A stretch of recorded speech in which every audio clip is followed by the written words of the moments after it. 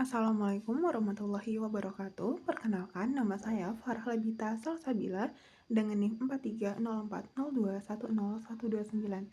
Saya akan menuntaskan tugas UTS, yaitu mengenai permasalahan psikologis. Di sini saya mengambil judul mengenai cara mengatasi stres. Baik, teman-teman mungkin sudah mengetahui apa itu stres selama ini. Tapi, tahukah teman-teman mengenai definisi stres itu tersendiri?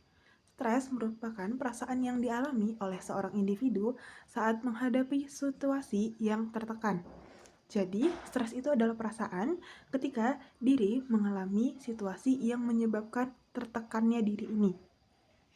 Lalu, stres adalah usaha penyesuaian diri di mana bila individu tidak mampu mengatasinya, maka dapat memunculkan gangguan fisik, perilaku, perasaan, hingga gangguan kejiwaan dengan berbagai faktor seperti frustasi, konflik, tekanan, serta krisis. Jadi, stres ini juga bisa dialami teman-teman ketika SMA transisi ke bangku perkuliahan.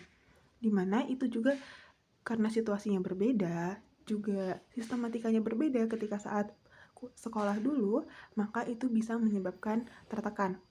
Nah, tapi stres juga itu adalah usaha penyesuaian diri. Jadi, stres ini ketika tidak mampu mengatasi penyesuaian diri tadi, maka teman-teman bisa mengalami gangguan-gangguan. Lalu, penyebab stres itu bisa apa aja, Kak? Nah, penyebab stres itu kita mulai dulu dari sumber stres itu disebut stresor. Lalu penyebab dari munculnya stres bisa dikarenakan adanya penyaluran dari proses penilaian kognitif yang tidak sesuai, sehingga memunculkan pikiran-pikiran negatif yang berakibat stres. Jadi misal, ekspektasi atau persepsi pemikiran teman-teman selama ini mengenai perkuliahan itu enak, santai, nongkrong-nongkrong. Tapi ketika di bangku perkuliahan ada banyak sekali tugas, ada banyak sekali dosen-dosen yang mungkin harus teman-teman mengetahui bagaimana sistematika dari setiap dosen tersebut, lalu bagaimana pertemanan di bangku perkuliahan tersebut, sehingga memunculkan pikiran-pikiran negatif. Apabila itu tidak sesuai, bisa seperti menganggap diri teman-teman itu lemah, menganggap diri itu bodoh kalau tidak bisa mengikuti pelajaran di bangku perkuliahan. Pikiran-pikiran negatif itu membuat diri kita juga tertekan, sehingga itu bisa menyebabkan stres. Lalu, mekanisme terjadinya stres. Stres baru nyata dirasakan apabila keseimbangan diri terganggu. Apabila, semisal, ada 2 orang, ini diberikan tugas bahwa deadline-nya 2 hari. Bisa saja orang pertama itu tidak menganggap itu adalah situasi yang tertekan, tidak menyebabkan keseimbangan dirinya terganggu, sehingga dia tidak menyatakan bahwa itu stres. Tapi orang kedua, ketika diberikan deadline 2 hari, wah, dia sudah pusing, dia sudah merasa kayak, apakah saya mampu atau tidak ya? Jadi dia sudah kepikiran sampai situ. Dia sudah merasa bahwa, aduh, aku kayaknya nanti malam gak bisa tidur karena harus ngerjain ini. Jadi bisa saja stres ini berbeda dialami di setiap orang. Nah, stres ini juga teman-teman pastinya akan dialami oleh setiap orang karena tiap-tiap orang memiliki kondisi yang berbeda dan juga bisa karena tekanan-tekanan yang berbeda. Bisa saja tadi orang yang pertama itu tidak stres karena akademik, tapi bisa saja dia stres karena pertemanannya, dia tidak bisa mengikuti. Kok di perkuliahan orang-orang suka banget sih nongkrong di kafe, sedangkan dia misalnya lebih sukanya sendirian, seperti itu. Jadinya stres di tiap-tiap orang bisa saja berbeda. Stresor di tiap-tiap orang bisa saja berbeda. Lalu selanjutnya, apakah stres itu selalu buruk? Nyatanya tidak, teman-teman. Stres itu bisa berdampak baik juga bisa berdampak buruk. Berdampak baiknya seperti apa? Berdampak baiknya itu menjadikan diri lebih kuat dengan berusaha mencari solusi atas penyebab masalah dan stres yang sedang dihadapi. Semisal tadi orang yang kedua, dia stres karena akademik, karena deadline-nya hanya 2 hari. Nah, lalu dia berpikir bagaimana ya solusi atas permasalahan saya.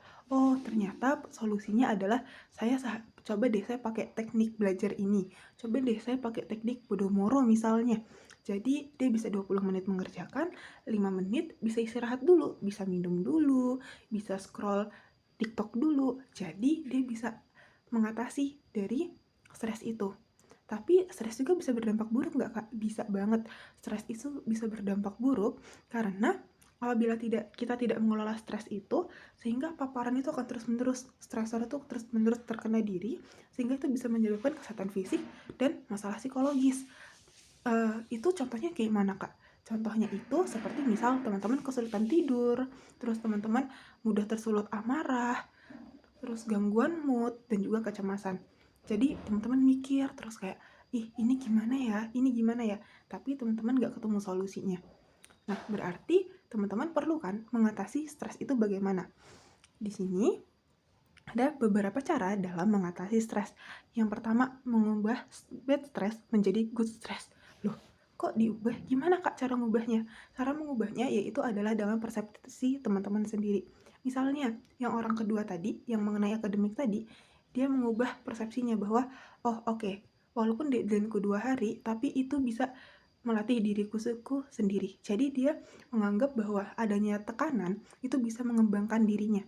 Dengan itu, pikiran yang negatif tadi diubah ke yang positif. Lalu ada juga olahraga. Olahraga itu bisa mengatasi stres nggak, Kak? Bisa banget. Kenapa? Karena ketika olahraga itu akan mengeluarkan hormon endorfin. Hormon endorfin itu mengeluarkan kekhawatiran, kecemasan dari teman-teman. Sehingga itu bisa mengurangi kekhawatiran dalam diri teman-teman sekalian. Lalu ada pelatihan relaksasi neuromuskular. Apa itu, Kak? Nah, pelatihan ini itu adalah pelatihan untuk ketegangan otot-otot. Seperti ini adalah menulis jurnal. Jadi, dalam menulis jurnal, teman-teman menuangkan pikiran di situ sehingga teman-teman bisa merelaksasikan nih diri teman-teman sekalian. Lalu, yang terakhir ada meditasi, yaitu di mana teman-teman mencoba fokus, mencoba tenang dalam menghadapi masalah.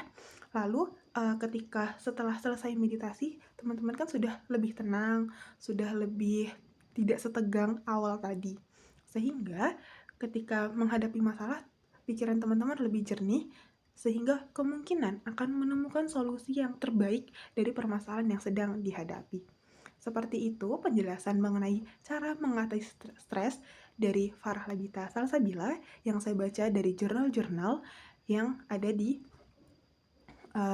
internet.